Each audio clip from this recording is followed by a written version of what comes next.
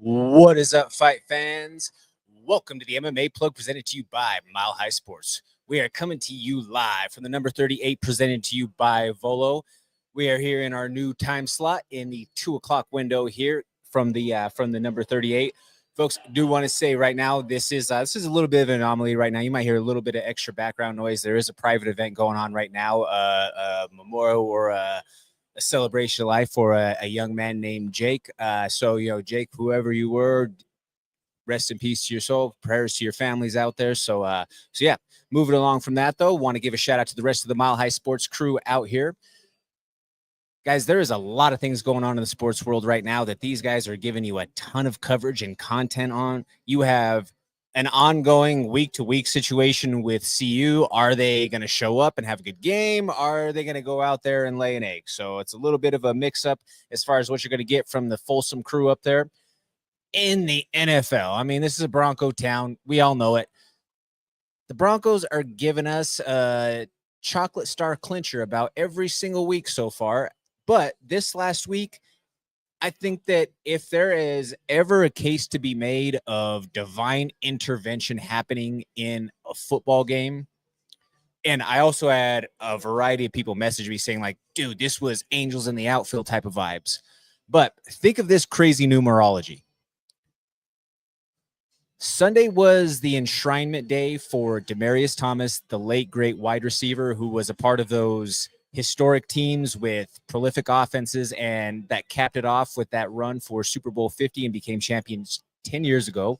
It was also a 10-year reunion for that Super Bowl 50 team. A lot of his teammates there in attendance to watch him go up in the Ring of Fame, have this little statue put up outside of the stadium as well. Peyton Manning included, being another one. Peyton Manning is the only guy to come back from an 18-point deficit in the fourth quarter ever in NFL history. So he also got to witness this happen. But here's some numerology for you. Demaryius Thomas was number 88, right? There were 2 8-point touchdowns. So 2 touchdowns that had 2-point conversions that were scored in that fourth quarter. The Broncos scored 33 overall points in the fourth quarter. Demaryius Thomas passed away at 33 years old. The Broncos also took the field for that game-winning drive with 33 seconds left on the clock.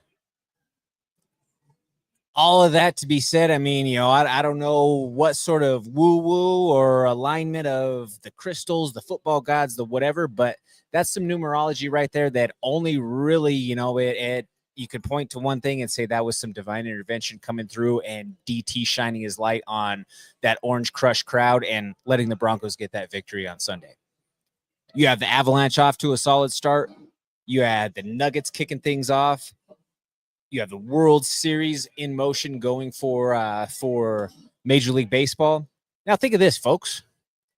The last time the Blue Jays went to the World Series, there was a one-night stand that happened with a Hooters waitress in a Toronto location that happened to have a little savage named Frankenstein come into the world and change the life of a man named Sonny for forever. And yes, he can wipe his own ass. If anybody can write in and you can tell me the answer to that or where that comes from, I'll get you 2 tickets to the next Colorado Combat Club show, which is going to be on December 20th. So if you can write in and if you have the answer of where that's from, I got you on some tickets. Reach out. Let us know. Just want to throw a big shout out to the rest of the Mile High Sports crew in general. Like I say, they're doing incredible things right now, whether that's on the podcast side of things, the YouTube, website, magazine, merch drops, all of that. Give them a look. Make sure that you hit that like, share, and subscribe wherever possible. Moving along from that, we've got our Colorado rundown running through the next few weeks of events. You have Sparta having a big show next week at the, I believe it's at Blue Stable. That is November 1st. There's a lot of fights of across multiple disciplines going on. You're going to have MMA. You're going to have some bare knuckle boxing. You're going to have kickboxing and Muay Thai on the card. A lot of friends that are going to be in the mix. A lot of familiar faces from all across the Colorado shows that have competed across the board. So make sure that you go out there and support those athletes in the process. In a couple of weeks from that, we've got CJJC going down on December 6th. That is going to be at the Stampede. Anytime that we have those afternoon shows over at the Stampede for CJJC, 5280 Muay Thai, or for Colorado Combat Club, which are going to be each of those 3 Saturdays of December, it's an incredible atmosphere for combat sports. I know that there's also going to be a high altitude invitational that's happening. I believe it's this weekend, I want to say. And then you have in December, Bare Knuckle Fighting Championship that's going to be going down as well. So if you have the opportunity to support these local events, please do so. Your support as fans allows for the athletes to have a platform to compete on, and it allows for us as showrunners to be able to have a show to put on for you. So again, thank you all so much for your continued support there. If you have the chance to get those tickets from the fighters directly, please do so. It helps them with their commission splits and percentages and helps them build their platform towards their next opportunities. Transitioning into the weekend recap. The UFC was up in Vancouver over the weekend, and there was definitely some head-scratching moments. There was certainly some controversial happenings that went on, from referees and officials to the judging scorecards. And then what was that in the main event? Let's dive into this card. In the main event, you have a KO TKO that goes to Brendan Allen basically by retirement / fatigue for Rainer de Ritter, for RDR. Essentially, RDR quit. He couldn't answer the bell. He couldn't continue. This happened in the fight with Anatoly Malkin in one championship, so this isn't the first time that it's happened for him. He came out with a very strong first round where he controlled Brendan Allen for almost 4 minutes of it. And, speaking with this last night with one of my clients when we were out doing a shoot, and we were talking about the positional control that RDR had in the first round. And I thought about him holding that body triangle for so long while it was happening could potentially be problematic going forward in the fight if he did not get a finish. Yes, a body triangle from the back, and especially when you can rudder the leg, is one of the most dominant or one of the most controlling positions that you can have in grappling or in MMA. But at the same time, it's also extremely taxing if you have someone who is still fairly fresh the way that Brendan Allen was and was fighting hard, and you're using a lot of energy to keep them there. And especially if you do have the good placement of the leg where it is across. And when I say the good placement of the leg, I'm meaning right up above the hip bones in the pelvis area and right below where the short ribs end, where you're all across soft tissue of the torso. If you can get your body lock, or you can get that triangle across that, and you have a good squeeze, that's pretty suffocating and debilitating to the person who's in it. But also, if you're squeezing with the intention of, okay, I'm trying to wear them out on process of trying to find the finish, searching for the neck, ice cream scoop, ice cream scoop, ice cream scoop, trying to find the throat, but you don't get it, it's extremely taxing. There's the excuse, which I hate always hearing, that RDR had some sort of illness which led to him being depleted quicker. My man, there's a lot of people who enter the fight that are extremely depleted and who have some sort of illness, sickness, virus, whatever you want to say once the fight comes along. That's just the nature of the beast when you're cutting weight, when your immune system is depleted to the rate that it is, and then you're having to go in there a day after coming close to death by cutting weight and having to go and redline and peak at performance. It's something that you are not the exception to the rule for. A lot of guys compete compromised with an illness or whatever, if you will. That makes no grounds for you, essentially, for you quitting in the process. Brendan Allen reinserts himself into the discussion at the top of the division at 185 pounds when he was, after a couple of those losses that he took, and he said that, if you evaluate the actual metrics or the rubric of the scoring in the way that it should be interpreted, that second fight with Fluffy and that fight with Imavlavo, I won those. Let's pump the brakes on that discussion. But this does, again, with RDR, the talks that we've had for the last few weeks have been, if RDR came out and had an impressive performance, he is the next guy who's potentially in line for that title shot. Well, so then what do you say for a Brendan Allen who goes out there and he TKOs that man? That puts him legitimately in that top 5 discussion, to where I don't think that Brendan Allen, unless it's some sort of crazy circumstance of timing, I don't believe that he will be the next guy to get a title shot. But are there some interesting fights for him up there in that top 5 or in the top of the division? Absolutely. Absolutely, there are some fun fights for him that are up there. One of them being a rematch with Sean Strickland. That was one thing that he talked about later on. Hey, let's run it back, Sean. Who knows? You've got you've had Strickland asking for the fight, or potentially getting a fight with Izzy. That's probably not going to happen, especially given the recent controversy with the Izzy and his drunken joke, if you will, that he posted about. So, we'll see how things go for Izzy, given the potential backlash of that situation and when he fights next, or where his demons are at. I mean, it was well documented when he was on that skid where he lost the title. He had the DUI. He was facing some demons. We'll see where everything ends up for Israel. In the co-main event, you had a very controversial fight between Mike Malott taking on the Trailblazer Kevin Holland. Mike Malott got the decision victory. However, again, it was not met without extreme controversy. The nut shots that Kevin Holland sustained, really and truly, he should have stopped fighting.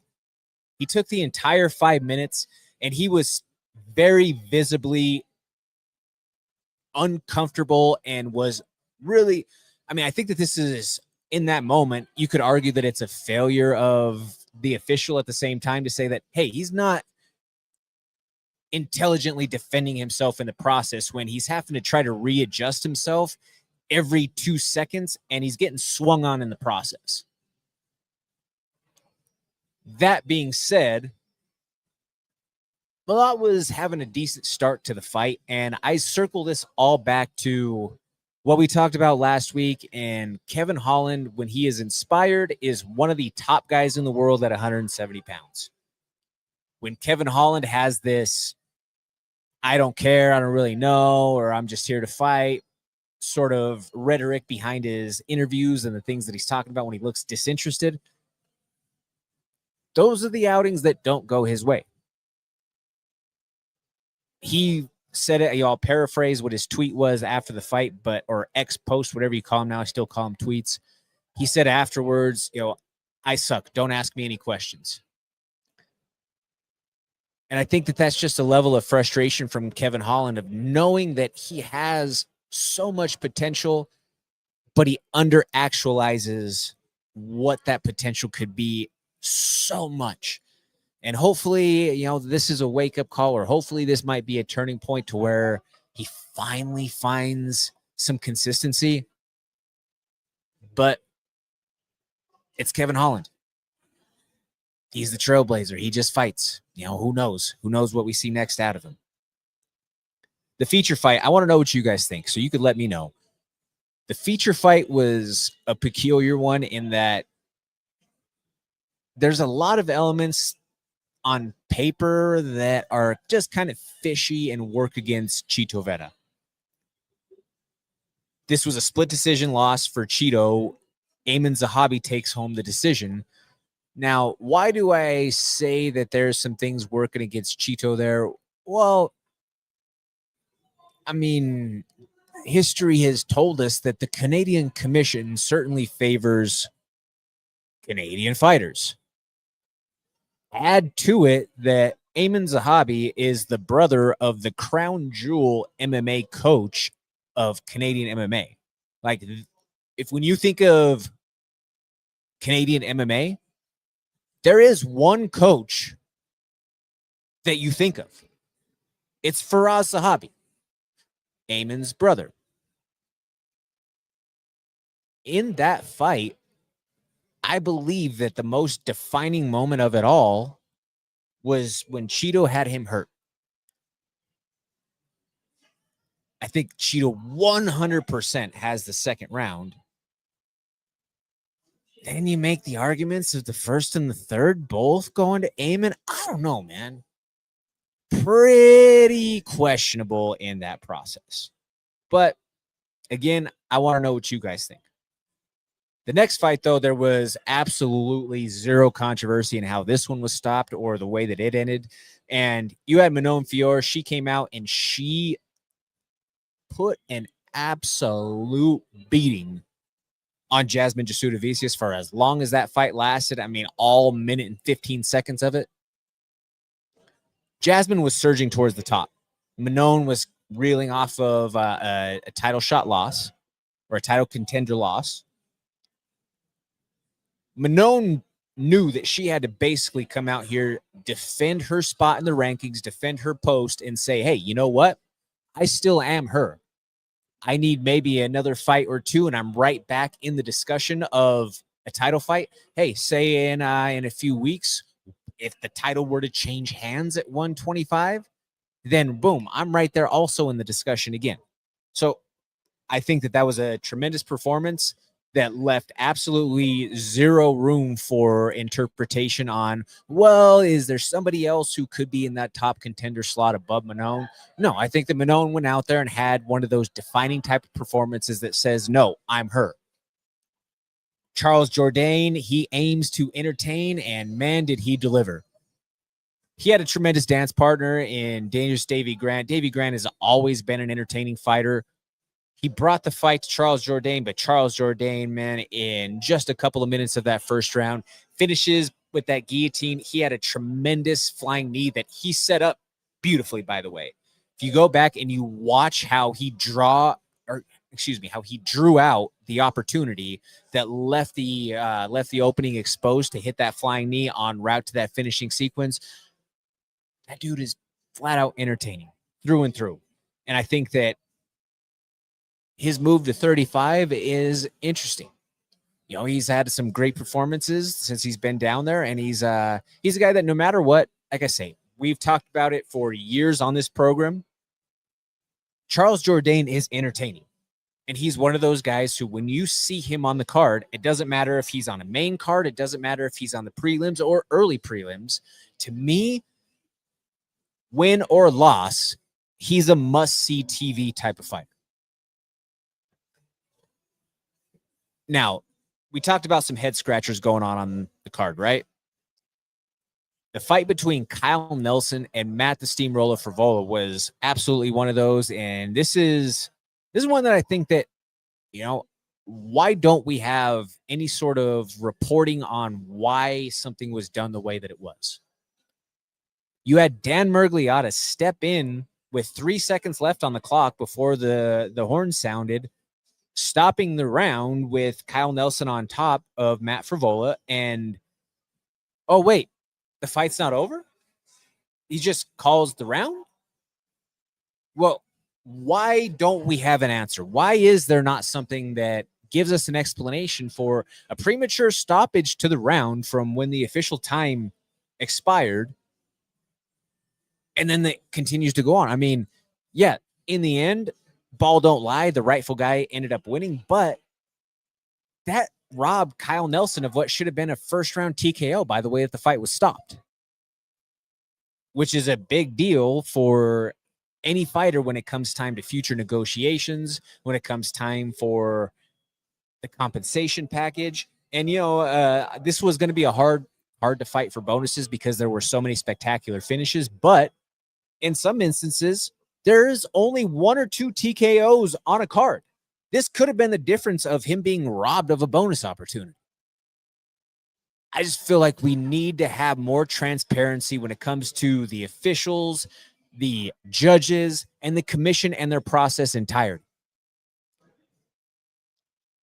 The hometown kid, Drew Dober, picked up a much-needed TKO victory. This was a third-round TKO, and he needed to get that done in the third round. This was a fight where Drew, unfortunately, did have a point deduction that came in that last round, so he needed to go out there and get a finish. It was looking like it was a 1-1 fight going into that third and final frame. Point deduction makes it, all right, well, we got to go out there and we got to go get this now. I absolutely loved Drew having that sort of IQ and understanding that sense of urgency and going for it. I mean, he left absolutely nothing to spare. He emptied the tank in the process. And when we're looking at just the overall dynamic of the situation, Drew is a smart guy. I think that Drew realized the gravity of the situation and that he was coming into that fight on the wrong side of 3 fights. He had 3 losses coming in a row coming into that contest, and a 4th loss isn't something that looks good for anybody. But to go out there and to have a TKO performance, to get himself back into the winner's circle, and then cement himself in the pole position of the knockouts leader in the lightweight division. He was tied with Dustin Poirier coming into that fight. Then now he's the sole leader. He has the most knockouts in lightweight history. That was huge for him all the way around. That was huge for him as a fighter. That was huge for him on the personal front. He spoke about going through a tremendous amount of adversity in his personal life throughout the camp. And, as someone a part of our community, Drew, we feel for you, and nothing but love and respect for you, my man. Just another one or two to talk about before we move on to the next segment here. You had Arichi Lang taking on Cody Gibson, and this was one of the more exciting knockouts of the card. I mean, the way he sat him down with the right hand was just picture perfect. Arichi Lang, one of the coolest nicknames in MMA, by the way, the Mongolian Murderer, sits him down, and then a hammer fist that rained down from the gods. Another guy who, hey, he's going to have some ups and downs, but stylistically, that guy goes in there for war every single time. And then last one that I want to talk about here, I want to give a quick shout out to Melissa Croden. Melissa Croden, she's fought here in Denver for the LFA. She's a tremendous person. Trains with Haley Cowan, another veteran of the UFC, also veteran of the LFA. She went out there and got a TKO victory in the 3rd round of her UFC debut in front of her home country Canadians. What better way to go out there and make your UFC debut, right? To be able to do so in front of your home country and to have a gritty fight where you had some back and forth exchanges, but ultimately in the end, you seal the deal with a TKO performance in that 3rd round. And wow. Yeah, I think that's when it's all said and done. When you look at some of just moments that happen, what a tremendous moment for Melissa Croden in that process there. Moving along to this week's UFC preview. UFC 321 is going down over in Abu Dhabi this weekend. Now, this is another peculiar question that I just, I'll throw this one out there to some of you guys because it's been a hot topic in the entertainment world as a whole. There was just the giant, and they're 2 separate countries, so I don't want everybody with the semantics to come in and just hammer and go crazy with me. But as far as, what some are calling culture washing with sports that are happening over in, say, like Abu Dhabi or in Riyadh, what are some of your thoughts out there? I mean, I think that for a lot of MMA fans, that conversation is kind of just already gone by the wayside or been put on the back burner. We first made those stops a regular set pretty much 5 years ago during the pandemic times when Fight Island was the term that everybody used over there for this Etihad Stadium. There was the Riyadh Comedy Festival that just went on that drew the ire of a lot of people out there. Maybe it's just because of the hardline stances that some of those entertainers have taken at some points. But, again, is it just something that in the sports world we've just kind of already gone a different direction, or just think of it in a different way when you've had live golf or racing circuits or some of these other top like tennis pros and whatnot? A lot of these top tier shows, boxing, WWE, whatever, have already had some mainstays over there. So I don't know. It's a topic that is sport adjacent, that has global sort of context that people take to it. So, just something that's side related. If you guys have any thoughts on it, I would love to hear your opinions on the process. But moving along to the fight card, this is being headlined this weekend by the heavyweight championship of the world. Now, this should probably be a little bit bigger, right? Or have a little bit more notoriety.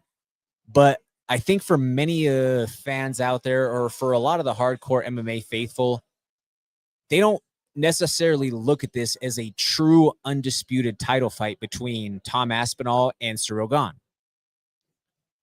And why is that? Well, that's because of the entire John Jones situation and saga that's gone on for quite some time now. John Jones seemingly still interested in fighting, saying that, he wants to be on the White House card, all of that, blah, blah, blah. Take a number. So does everybody else. Your history shows that you can't necessarily be dependent on for something like that. But again, it's worth noting as far as why maybe some people aren't more charged up for this specific matchup. If we're looking at it, though, I think that this is a great matchup for Tom Aspinall. I think that the only possible way that Cyril Gane wins this fight is if he somehow clips and catches Tom Aspinall, which at heavyweight, it's very well something that can happen. I mean, Cyril is a top-tier Muay Thai guy. He's an elite athlete in that division. He moves like a middleweight, but he is as big as a strong bull at heavyweight. But the issue is he is complete ass cheeks when it comes to grappling. He has nothing to offer of any sort of substance when it comes to elite guys, and that's been shown in a couple of matchups. I think that in this fight, you're going to see Tom Aspinall exploit that. I also think that Tom Aspinall can knock him out. Again, when we're talking heavyweights, all these guys have power, or the true heavyweights like that. Tom Aspinall can knock anybody out at 265, plain and simple. But will Tom play the game of standing there and trying to trade on the feet with Cyril Gane when that is seemingly Cyril's only route to victory? I don't think that that's the wisest route, but again, maybe Tom wants to go out there and he wants to have one of those knockout performances where he leaves Cyril in a puddle of himself, somewhat the way that John has done with other guys, albeit it was a submission with Machida way back in the day. But having some sort of statement performance and then calling John out, I could maybe see that. But at the same time, I also see Tom being a very wise fighter in terms of his IQ and saying, you know what? Outside of these first couple of minutes where we're going to have to figure out what's our intel to get our entry, yeah, I'm going to go out there and I'm going to backpack this guy and I'm probably going to strangle him in the process. But that's why they fight the fight, ladies and gentlemen. The following fight from that in the co-main event slot is a vacant chance for the UFC strawweight title. This is a fight between two elite Brazilian Jiu-Jitsu practitioners, two of the most accomplished ladies in the grappling world ever who have then made their way into the UFC. You have Virna Jandiroba taking on Mackenzie Dern. Naturally, from the UFC's perspective, you know who the UFC wants to win. It should be no mistake to anybody that it is good business for the promotion if Mackenzie Dern were to win this fight. For all of the reasons why you may think, oh, well, why, Kurtz? Why is Mackenzie Dern going to be so much more of the better choice than Virna? It's no disrespect to Virna, but when you take a look at the marketability, Mackenzie is objectively good looking. By whatever standard it is that you want to throw out there, she is a photogenically marketable person that is on the roster. She also, and it's crazy because this is always a controversy with Mackenzie and her accent, through the years. When she was younger, it was a much clearer English that she spoke, to where now you can hear a lot more of a Portuguese accent. But again, she spends a lot of time floating back and forth. Her family is Brazilian. Her dad is one of the most decorated jiu-jitsu guys ever. But Mackenzie appeals to more crowds in that sense. Mackenzie has somewhat of the, and I don't want to go as far as to say that, oh, she's some Ronda Rousey, whatever, but she does have that Ronda Rousey crossover potential in the sense that, You want somebody to go, represent the UFC and be in an ESPN The Body issue, or to go be in these different sort of marketing outlets that are aesthetically based. Mackenzie Dern can fit that bill. Mackenzie is also a part of a group out there in Southern California that, whether it's with the Jackson or the Ruka crew or whoever, they have a massive reach on their own already as it is. And like both her and Verna, they do have all the accolades and the credentials to support it from the grappling world, moving them into the UFC. And then you have the legacy story of Mackenzie being the daughter of one of the all-time greats. So again, for all things on a business-related side, they can sell Mackenzie that much more. But Verna Jandiroba, she doesn't care about any of those things. She's going to come in there with her Portuguese worship song in her little farmer-looking hat, and she's going to go in there to scrap. She's going to be in her full Roxanne Modafferi type of kit with the sleeves, with the with knee sleeves as well. She's a little bit awkward and blocky with her striking, but she's just effective enough to make it work. I mean, she's fighting for a UFC title, mind you. She has strong, solid judo. Her submission game is really legit. How does it compare to somebody like Mackenzie, who is of that same level of caliber jiu-jitsu-wise? That's where it's going to be interesting to see. I don't think that either one of them has really strong offensive wrestling. On the feet, even though, I mean, we might be splitting hairs a little bit here, I think that Mackenzie has a little bit more to offer on the feet, especially now that it seems like she's kind of realigned and has been more consistent with Jason Perillo in the process. When she's been working with Perillo, that's the outings that she has had her best nights striking-wise. If that is any indication, I think that you could very well see Mackenzie Dern go out there and get her hand raised. But again, this is, strip away every bit of name, image, likeness, and you reduce this back to faceless gray bodies. This is a lot of twin flame energy with this fight. You have two elite jiu-jitsu grapplers who have some judoka in their arsenal that don't have good wrestling and are marginal, or should I say, just effective enough on the feet. So there's a lot of things that are extremely comparable between the two of them. I'm really excited to see how it all unfolds on Saturday, because I don't know that we've ever seen Mackenzie with somebody in that elite level of submission grappling that at this point in her career, or fighting these girls being in there for the title. I think that it was a great meeting place for them in that sense. I guess that's the TDLR on that one. You have Umar Nurmagomedov taking on Mario Bautista. This is a huge fight for Mario Bautista. If Mario Bautista goes out there and picks up a win against Umar Nurmagomedov, man, is he thrown quite a monkey wrench into the top of the division at 135 pounds and what it means for that discussion going forward. You have Alexander Volkov taking on Jailton Almeida. Almeida's had quite the resurgence lately, or quite the rising, I should say. Volkov, though, has been a vet who has been in the mix, and he's a stalwart dude who on any given night has the chance of beating any heavyweight.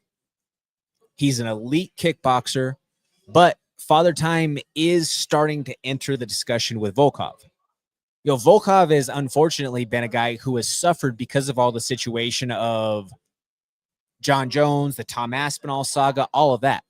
In a normal timeline, Volkov probably would have been in a title fight somewhere within the last 12 months. But we haven't even seen Tom.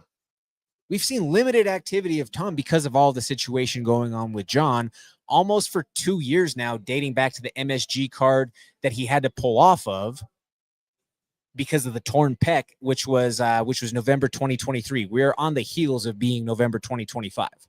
So Volkov, again, at this twilight stage of his career, has been somebody who has unfortunately had to suffer because of all of that.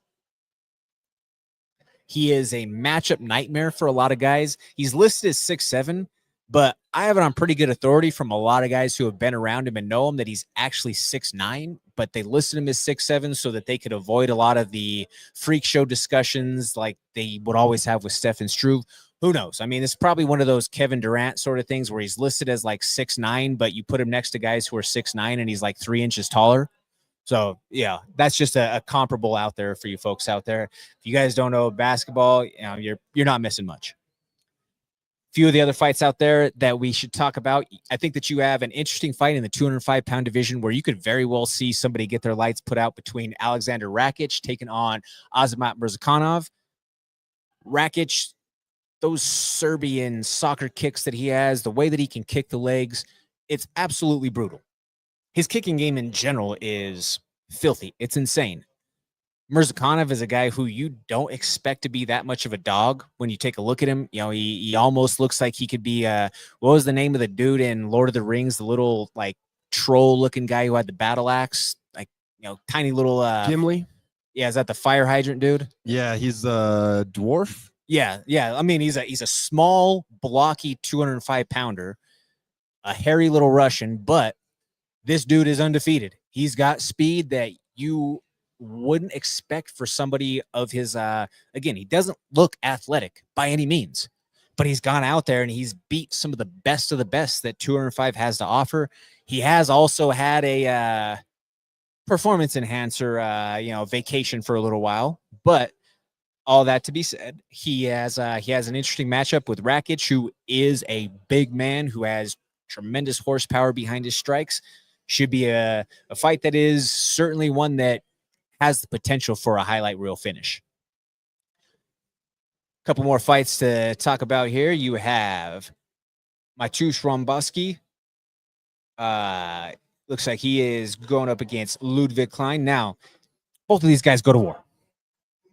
War is an expected situation whenever these guys are in the mix. Romboski, pretty much every single fight that he's been in over the last year and a half has been one where we talk about, man, was that an FOTY contender? But more than anything, that dude takes a serious amount of damage. There's only so many times that button can get pressed before it finally checks out. Ludwig Klein may very well have the power to be able to do so. Walter Walker, we talked about a couple of weeks ago when his fight fell through with Mohamed Motor Usman, that he was hoping to get a quick turnaround. Well, wish granted. He's taken on Louis Sutherland, and Walter Walker is aiming to make history with another heel hook finish. It's no secret what he wants. If he goes out there and has another heel hook finish that I believe puts him at 4 in a row directly, that has him surging toward the tops of that heavyweight division.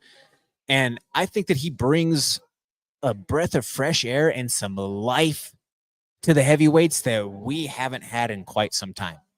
He's big. He's athletic. He can talk some trash in the process. And, just the banter back and forth that he has and the element, because Johnny was always funny, right? Like Johnny Walker, we've joked about through the years, whether it's the way that some of his fights have finished to just his actual antics. Johnny's entertaining. But Walter might be even more entertaining because Walter is a pretty dominant heavyweight. And the way that he just completely silences Johnny once they start roasting each other, or when they ask, well, how are you guys related? Walter will tell every media outlet or anybody who asks to their face, my dad F his mother. And then you just see Johnny Walker sit there. Just a complete well, you had to go and throw that out there for the world to hear, right? But yeah, so I think that Walter Walker, again, and he had some things to say for Usman and for the rest of the division after that fight fell through a couple of weeks ago. He goes out there and has a big win again. I would not be surprised to see something entertaining from him post-fight, whether it be in the cage or post-fight in the press conference. You have Jose Delgado taking on Nathaniel Wood. There's no way that fight isn't a good one. Jose Delgado brings the fire, and Nathaniel Wood, does he know a boring fight? Chris Barnett is back in action too, folks. And a lot of people just love watching Chris Barnett because of the dimensional anomaly that he is. It's been making its rounds this week because of the notion or just the sense of Barnett fighting. But Chris Barnett is a 5'9", 265-pound heavyweight. The meme that's been circulating is the Chris Barnett next to Brandon Raw Dog Royval, who Brandon Royval is a 5'9", 125-pound flyweight. So it's just hilarious. And then Brandon had a good sense of humor about it, responded to the meme that was having the most traction online and said, you know what? F it. Let's run it at the White House. So, it's just a funny thing in that sense that he is able to, take some fun in the process or speaking about it in that world or in that realm. Another fight to talk about here before we head off and talk our 3 rounds to close out the hour. You have Jackie Amarim taking on Mizuki Inoue. Jackie Amarim, a former LFA standout. She's taken the cage as a 10-1 fighter coming into this matchup against the experienced 15-6 Mizuki. Jiu-jitsu, I think, is probably what gets the win here for Jackie. If you can find a valued line out there or find some good options and what it may look like or what might be the possibility for a submission finish, I think that's probably where you're going to find your best value there, or maybe not necessarily the best value, but your highest probability of what's going to actually hit. And last thing to talk about before we head off to 3 rounds, want to give a big shout out to the big dog, C-Cam Chris Camozzi. This weekend over in Rome, Italy, Bare Knuckle Fighting Championship is holding a card, and this is going to be a title defense for the cruiserweight cruiserweight champion Chris Camozzi. He's taken on another former UFC veteran in Alessio Sakara, but I think that as it's came to the bare knuckle world, Chris Camozzi has really taken stride, and he's had a tremendous run. Obviously, he's now the world champion with defenses under his belt, and I love to see it.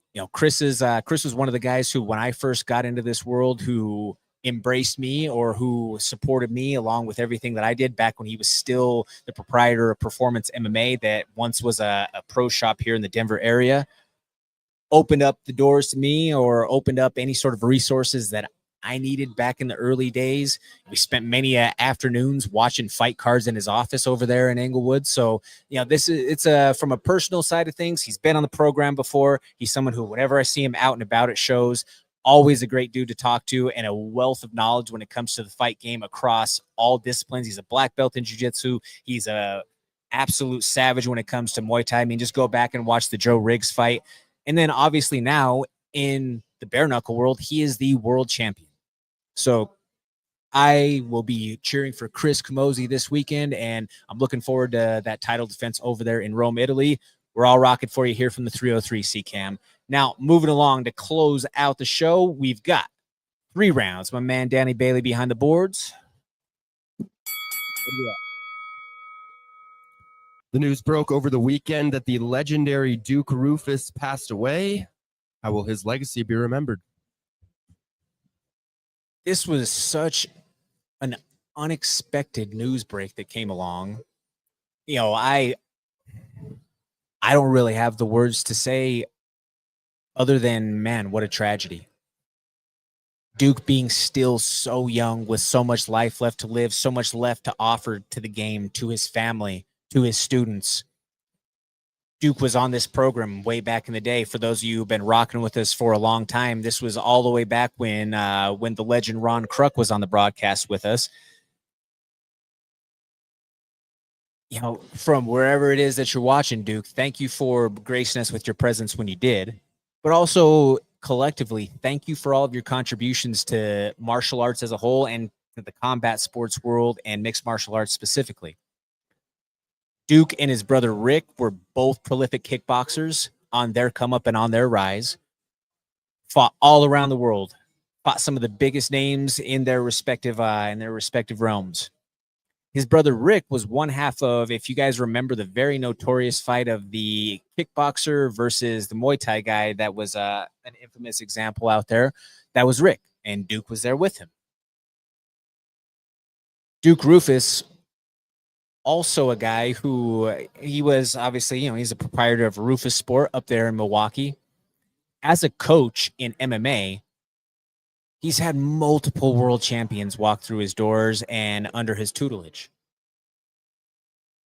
He's had anyone from the Pettis brothers, Sergio and Anthony, who both of them put out lengthy posts about the support that he had with them. Or it's also well known that the Pettis brothers, they lost their father at an early age, and Duke Rufus essentially became that father figure from their teenage years on. Sergio saying that, Duke, you basically became that father that I needed in my life from 13 years old, and from 14 on, every competition, every fight, everything that I ever did, you were in my corner and you were there side by side. I don't know how I'm going to make this walk without you. Mind you, just I think it was the 2 weeks before, Sergio Pettis had that highlight performance where he picked up the victory in the PFL, so it's a loss that hits a lot of people very hard in the combat sports community. Tyron Woodley, another world champion that he had. Ben Askren, another world champion that he had.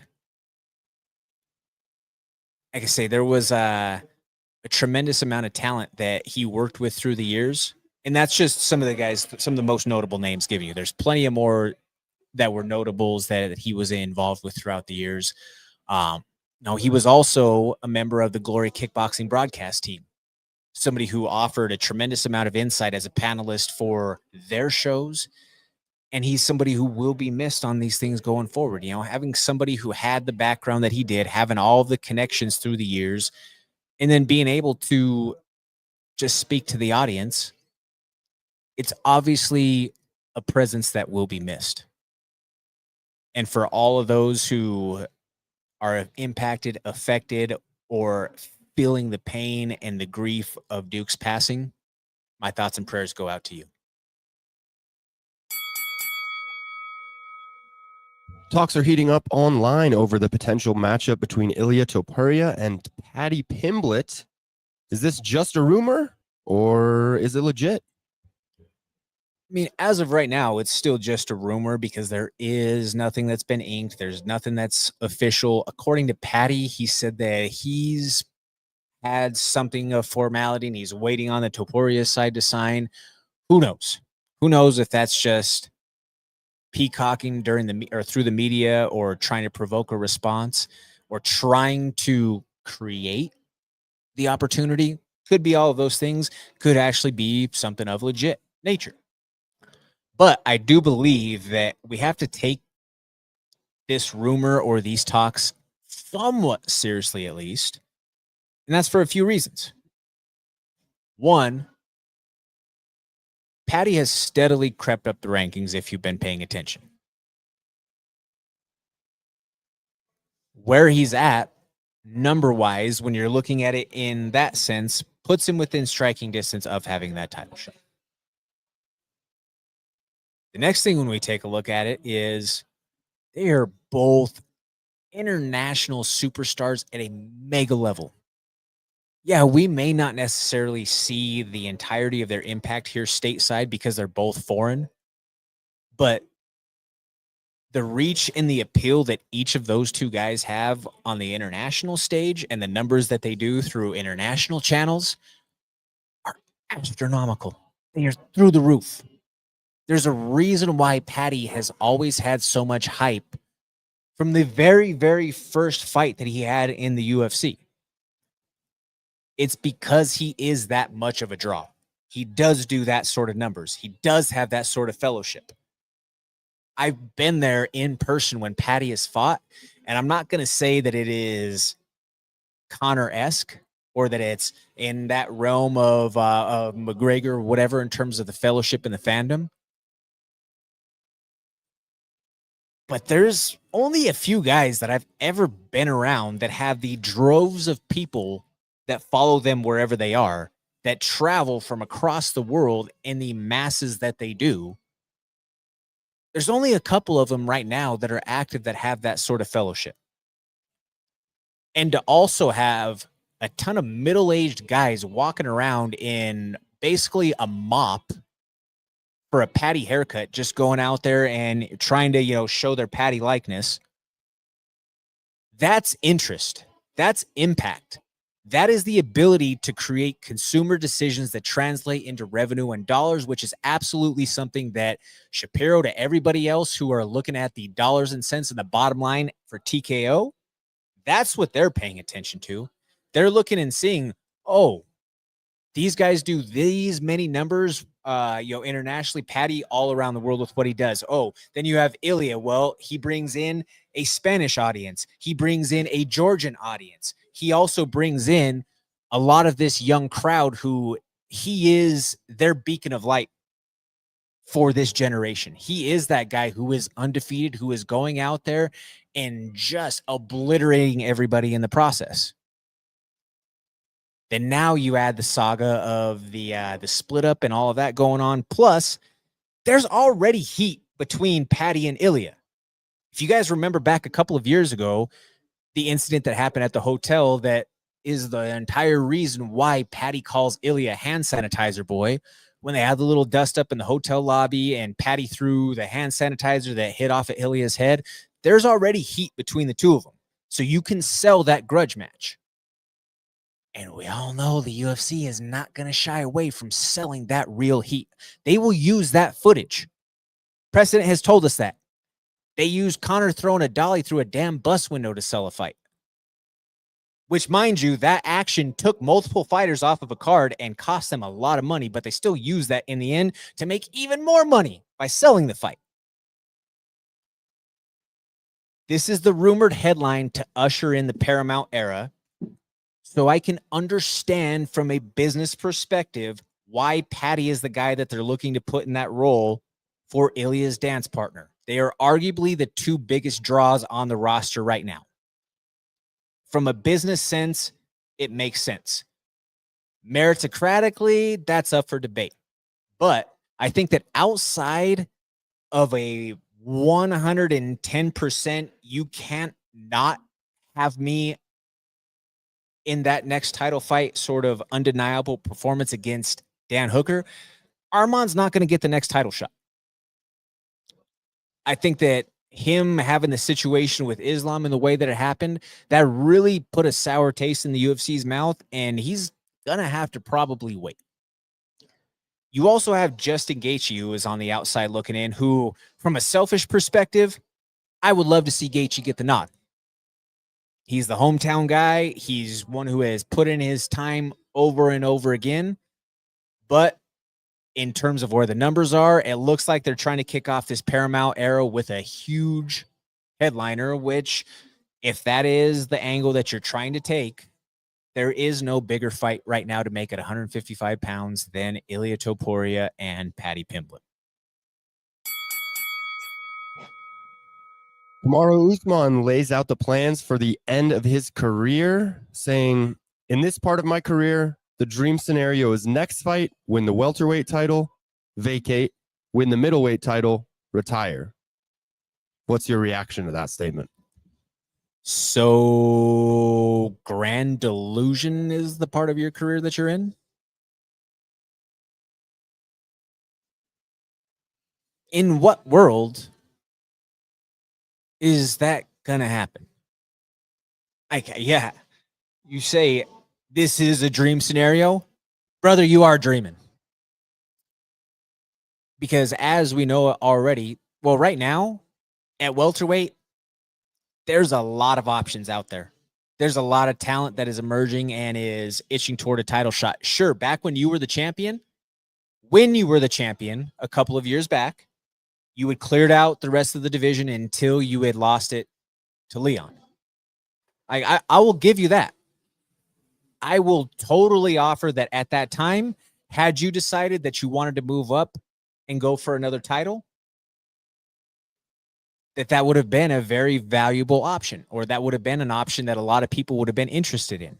And there was that option, if you folks remember, but the reason why Usman chose not to go for a second title back then was because throughout that time, who was the middleweight champion? Israel Adesanya, his Nigerian brother, who they did not want to fight each other. That is why he never moved up to try to fight for that 185-pound title. Right now, though, at the stage of Usman's career, do I think that he could still on any given night potentially go out there and give any of these guys at 170 hell for a title fight? Sure, he still got the chance, but at his age and with the accumulation of injuries through the years, he's on borrowed time. He looked great in that fight against Buckley, but did he look as dominant or as dialed just on full efficiency cylinders the way that he was throughout his championship reign? No.